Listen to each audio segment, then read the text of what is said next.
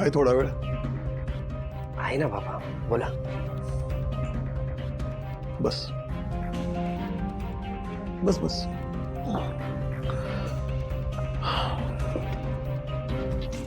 विश्वा, मला असं वाटतं की तू तुझ्या मताचा आणि वागण्याचा थोडाफार विचार करायला हवास. बाबा तुम्ही कशाबद्दल बोलताय नक्की? मी जयंत कानेटकर यांच्याविषयी बोलतोय.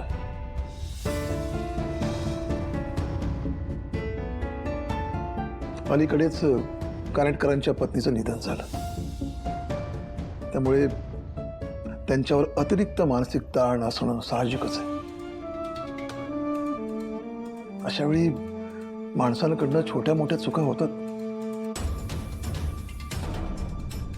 2-4 वेळा फोन उचलले नाही, मीटिंग्स कॅन्सल केल्या किंवा पुढे ढकलल्या, तर त्या माणसाविषयी आपण चुकीचं मत करणं किंवा त्याच्याबद्दल काही आडाखे बांधणं हे काय बरोबर नाही. ते बेभरवशाचे आहेत, त्यांचं कामात लक्ष नाहीये, कामच करत नाहीये. आपण त्यांच्याबरोबर बिझनेस करायला नको. हे जे काही तुझं मत आहे ना, ते फार टोकाचं मत आहे असं मला वाटतं. अहो पण बाबा, नाती आणि बिझनेस या 2 गोष्टी वेगवेगळ्या ठेवल्या पाहिजेत असं तुमचंच मत होतं ना. मी रोजच्या जगण्याबद्दल बोलतोय. कानेटकरांच्या आयुष्यात अतिशय दुर्दैवी घटना घडली. त्यामुळे बिझनेस आणि वैयक्तिक आयुष्य वेगळं ठेवणं हे प्रत्येक माणसाला शक्य होईलच असं नाही. त्यामुळे आपण त्यांना समजून घेणं फार गरजेचं आहे.